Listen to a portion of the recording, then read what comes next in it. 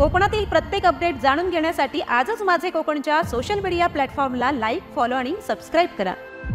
महाराष्ट्र शासनातर्फे स्तनदा व गरोदर मातांना देण्यात येणाऱ्या पोषक खाद्याच्या पॅकिंगमध्ये चक्क मेलेला उंदीर आढळलाय। यामुळे संगमेश्वरमधील गावातील नागरिकांमध्ये घबराट निर्माण झाली आहे। यावेळी कोंडगाव ग्रामपंचायत सरपंच प्रियंका जोशी यांनी कोंडगाव मुरलीधर आळी येथील अंगणवाडीमध्ये संबंधित प्रकाराची पाहणी केली। त्यानंतर त्यांनी संबंधित यंत्रणेला याबाबत विचारणा केली। त्याचबरोबर तालुका गटविकास अधिकारी यांना फोनवरून संपर्क करीत संबंधित घटनेची चौकशी करावी व जबाबदार एजन्सीवरती कार्यवाही करावी असे सांगितले। हे निकृष्ट दर्जाचे खाद्य खाल्ले तर याची लागण लहान बालकांना होऊन दुर्दैवी घटना होऊ शकते। याला कोण जबाबदार असा प्रश्न यावेळी उपस्थित करण्यात आला। त्यामुळे जबाबदार व्यक्तीवर अथवा एजन्सीवरती शासन स्तरावरती कोणती कारवाई होते हे पाहणे आता महत्त्वाचे ठरणार आहे। मी आता इथे मुरलीधर अंगणवाडी इथे उपस्थित आहे आणि आज हनी मॅडमनी मला फोन लावला, त्याच्यामध्ये आले होते।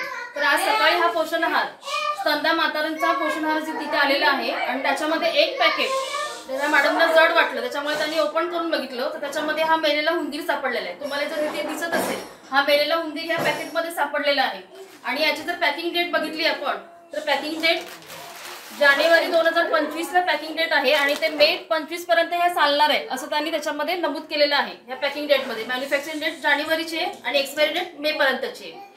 तर हे असं आलेलं आहे, तर हा आम्हाला पोषण आहार नकोच आहे आणि हा पोषण आहार आता मी व्हिडिओना पण फोन लावला आणि तसंच पेजे सुपरवायझर त्यांना पण फोन लावला। त्यांनी असं सांगितलेलं आहे की तुमचे कोण माल पुरवतात आहे THR इथे येणार आहेत, आणखी ते तिथे चौकशी करतील। व्हिडिओ पण म्हणाले की तुम्ही तुमच्या स्तरावरती बघा, तुमच्या स्तरावरती पत्रव्यवहार करा म्हणून। तर आमचं म्हणणं असं आहे की हा पोषण आहारच आम्हाला नको आहे, म्हणजे जेणेकरून स्तनदा माता आपण गरोदर मातांना हा पोषण आहार देणार आहोत तर ह्याच्यामध्ये थोडेफार तरी हा इतर अन्नधान्यामध्ये मिसळलेला असणारच आहे नक्कीच।